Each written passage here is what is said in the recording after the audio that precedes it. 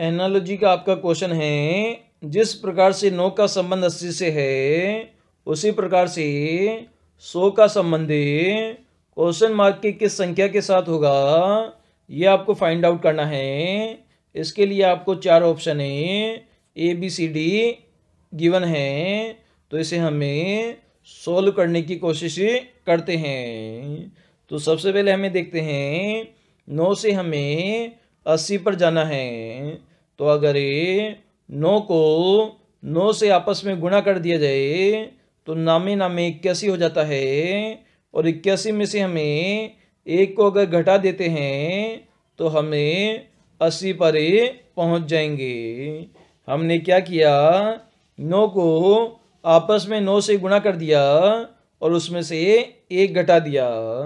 Similar हम आगे करेंगे, 100 को हमें 100 से गुणा करेंगे तो आपकी संख्या कौन सी आ जाएगी, संख्या आपकी आ जाएगी 1 2 3 4, मतलब 10,000 आपकी संख्या आ जाएगी। और इसमें से हमें एक घटाना है, तो 10 में से आपका इधर आपको कैरी करना पड़ेगा, मतलब 9 9 9।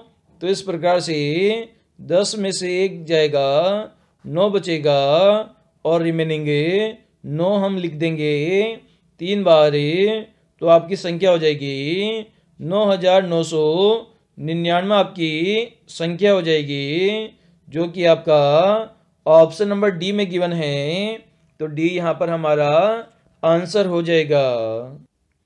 यहाँ पर एक क्वेश्चन गिवन है जिसमें आपको 3 डायग्राम दिए गए हैं, जिसमें शुरू के 2 डायग्राम में आपको सभी मान दिए गए हैं और थर्ड जो डायग्राम है उसमें क्वेश्चन मार्क दिया गया है। इसका मान आपको फाइंड आउट करना है A B C D option में से। तो सबसे पहले फर्स्ट डायग्राम की बात करते हैं, तो सेंटर में इसके 0 लिखा हुआ है, तो इसमें अपोजिट संख्याओं को हम जोड़ते हैं, 5 और 6 को आपस में जोड़ते हैं, तो 5 + 6 कितना होता है, तो ये हमारा 11 होता है। इसी प्रकार से 4 और 7 को आपस में जोड़ते हैं, तो 4 और 7 कितना होता है, 11 होता है।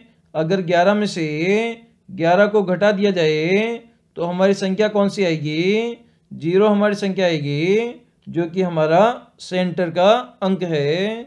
सिमिलर कंडीशन को हमें सेकेंड डायग्राम में अप्लाई करेंगे, तो 8 में हमें 4 को जोड़ेंगे, तो 8 + 4 कितना हो जाएगा, हमारा 12 हो जाएगा। इसी प्रकार से 7 में 6 को जोड़ेंगे, तो 7 + 6 कितना हो जाएगा, तो ये हमारा 13 हो जाएगा। तो 13 में से हमें 12 को घटाएंगे तो हमारी संख्या कितनी आ जाएगी, 1 आ जाएगी। सिमिलर कंडीशन हमें थर्ड डायग्राम में लगाएंगे, 11 और 2 को आपस में जोड़ेंगे तो हमारी संख्या 13 आ जाएगी। और इसी प्रकार से 0 और 2 को आपस में जोड़ेंगे तो संख्या 2 हो जाएगी। तो अब 13 में से 2 को घटाएंगे तो हमारे सेंटर की जो संख्या है वो 11 आ जाएगी, जो कि हमें ऑप्शन नंबर सी में गिवन है। तो सी इस क्वेश्चन का आंसर हो जाएगा और सेंटर में हमें 11 लिख देंगे। क्वेश्चन है आपका जिसमें आपको लेटर सीरीज का क्वेश्चन गिवन है और यहाँ पर आपके 5 लेटर यहाँ पर मिसिंग है। ये पांचों लेटर आपको फाइंड आउट करने हैं। इसके लिए आपको 4 ऑप्शन है, A B C D given है। तो इसे हमें सोल्व करने की यहाँ पर कोशिश करते हैं। तो सबसे पहले हम काउंट करते हैं नंबर ऑफ लेटर कितने हैं। तो 1 2 3 4 5 6 7 8 9 10 11 और 12, मतलब कुल मिलाकर आपके यहाँ पर 12 लेटर है। तो इसे हम सोल्व करने के लिए क्या करेंगे, इसमें आपने यहाँ पर देखा बी ए ट्रिपल बी ए आ रहा है। तो इस प्रकार से यहाँ पर 6 लेटर के हमें 2 सेट बनाकर इसे सोल्व करने की कोशिश करेंगे। जहाँ पर जो खाली स्थान है उनमें कौन सा लेटर आएगा वो हम फाइंड आउट करेंगे। तो सबसे पहले हम सेट बनाते हैं। तो खालिस्तान, खालिस्तान बी ए और उसके बाद में डबल बी, ये आपका सेट नंबर फर्स्ट हो गया जिसमें 6 लेटर है। इसी प्रकार से आपका यहाँ पर सेट हो जाएगा बी ए खालिस्तानी ए और उसके बाद में 2 खालिस्तान है। तो ये आपका सेट नंबर 2 हो गया। तो यहाँ पर सेट नंबर फर्स्ट को 2 से कंपेयर करेंगे। तो सबसे लास्ट में आपने देखा ए के बाद क्या आ रहा है, ए के बाद 2 बी आ रहा है। तो ए के बाद क्या आना चाहिए, ए के बाद 2 बी आना चाहिए। इसी प्रकार से ए से पहले क्या आना चाहिए, तो ए से पहले भी आपका बी आना चाहिए। क्या आना चाहिए, बी आना चाहिए। और बी से पहले क्या आना चाहिए, तो बी से पहले आपका क्या आना चाहिए, आपका बी ए आना चाहिए। तो यहाँ पर आपकी सीरीज बन गई B A B A double B. तो इस प्रकार से ये आपकी 6 डिजिट की सीरीज बन गई। तो सबसे पहले हमने क्या भरा, बी ए यहाँ पे भरा है। उसके बाद में लास्ट की हम बात करें तो सबसे लास्ट में हमने डबल बी भरा है और उससे पहले भी हमने बी भरा है।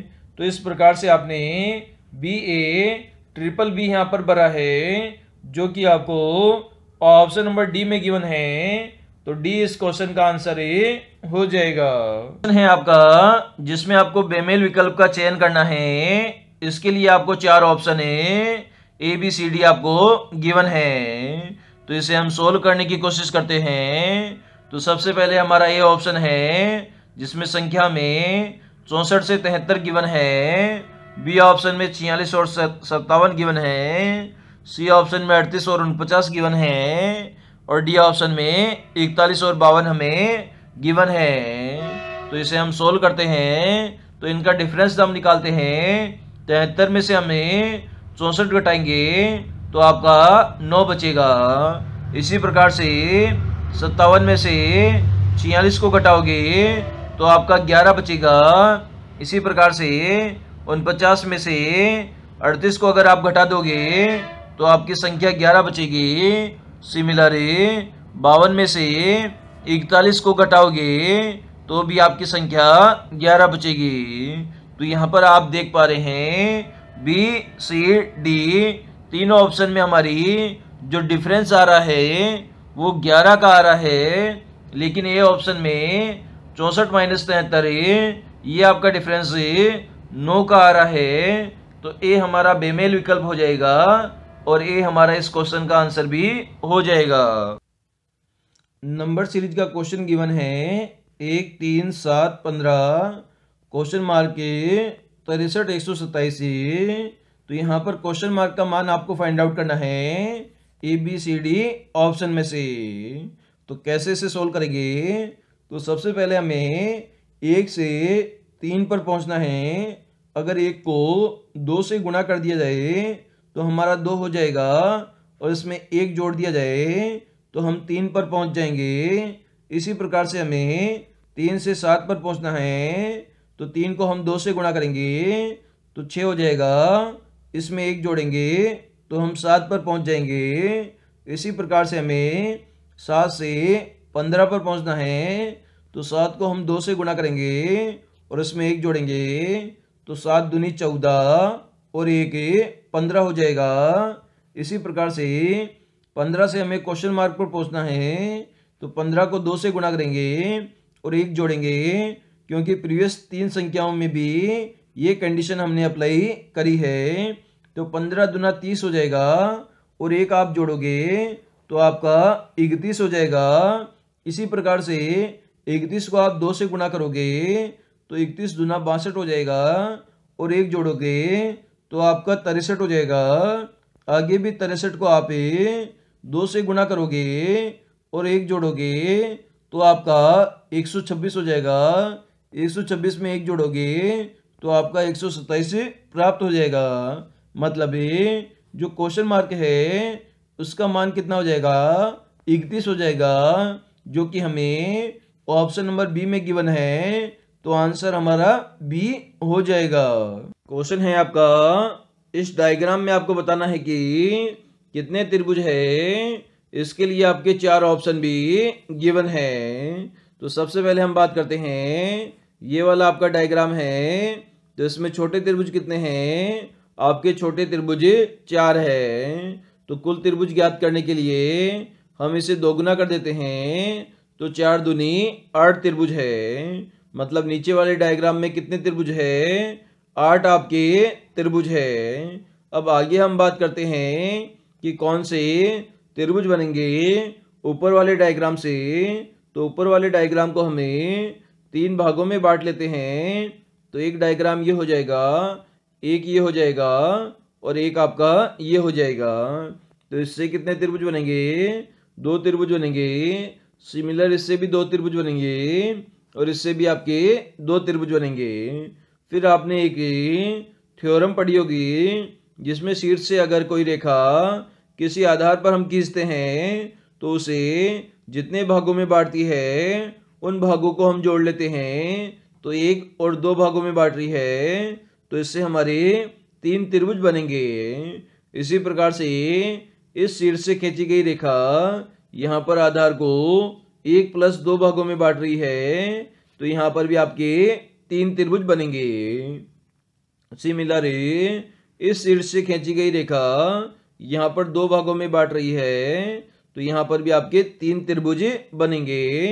और इस प्रकार से आपके 3 × 3 कितने त्रिभुज हो गए, 9 त्रिभुज हो गए। और यहाँ पर जो अलग अलग हमने डायग्राम बनाए हैं, उससे 2 × 3 कितने त्रिभुज हो गए, 6 त्रिभुज आपके हो गए। तो यहाँ पर आपने देखा, नीचे वाली जो डायग्राम है उसकी सहायता से ऊपर वाले डायग्राम में कोई भी त्रिभुज नहीं बन रहा, क्योंकि ये लाइन यहीं पे खत्म हो जाती है, आगे नहीं बढ़ती है। तो यहाँ पर हम इसे सोल्व करेंगे।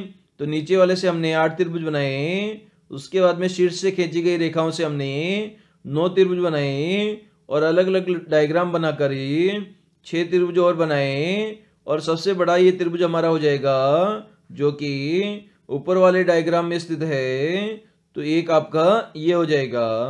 तो 8 और 9 कितना हो जाएगा, 17 हो जाएगा। 17 और 1 18 हो जाएगा।